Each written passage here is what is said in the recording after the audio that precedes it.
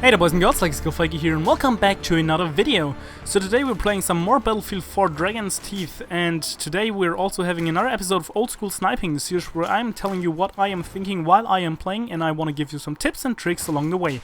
Of course, this time you specifically requested these Macmillan CS5, which I'm using right here, used with a suppressor. Yes, I'm using a silencer on a sniper rifle, which cripples it even more, but since the velocity already is at 400 and just gets down to 100 less, so to 300 meters per second, it's not that big of a deal. But anyways, let's get into today's episode after we've died right here. First of all, don't get discouraged by dying, because we all die eventually.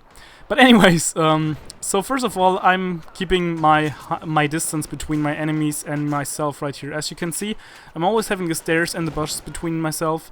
Of course, those are not bulletproof, the bushes, so you have to keep in mind that they can shoot through, but you can also shoot through them. So just as I'm here on the right side, I'm basically trying to hold the flank. I mean, this is normally and usually side they flank up the most because there's lots of cover provided for them.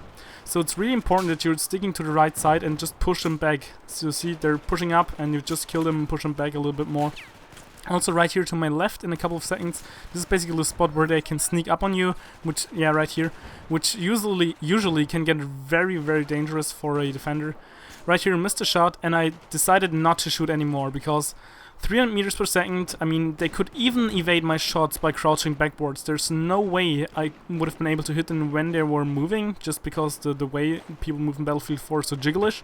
So I decided to not do that, move up a little bit more in order to just push a little bit more and just get control over the map.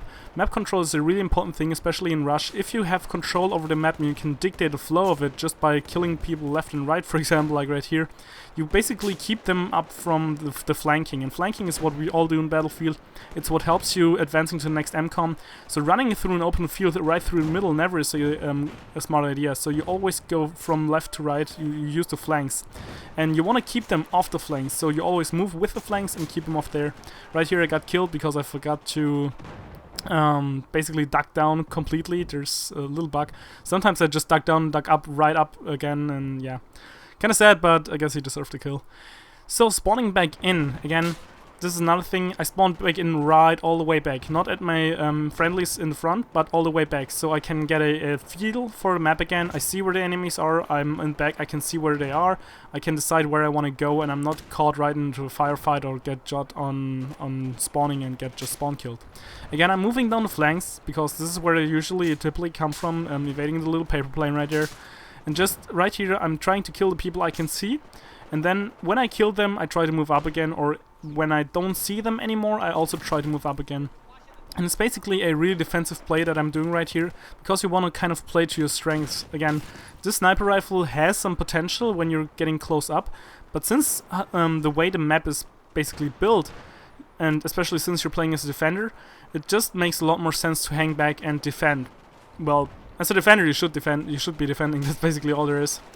Again, now you can see we have pretty much a good control. We have a solid line of our friendlies right here. They're my other squad mates. We basically built a solid line right at the edge of the out of combat zone, which I will be crossing in a couple of seconds as well. Which basically tells you, just as a, I don't know, a small hint, that you basically got the complete advantage now. You got full control of the map. So you see, I want to push up a little bit more, and if you notice, you push up too much and you're already hitting the combat zone, or better said, out of combat area, you basically won the match. As long as the attackers really don't wrap up their shit again and move up on one flank or at each flanks at the same time with all the teammates, there's not really much they can do, and you basically stop the train. Right here, another example is that the bullet drop in this thing, especially with the silencer, or just any sniper rifle with a silencer, is so damn high. Getting a nice shot through the bush. But yeah, I think this pretty much wraps up everything for this old school episode. I hope you enjoyed this video.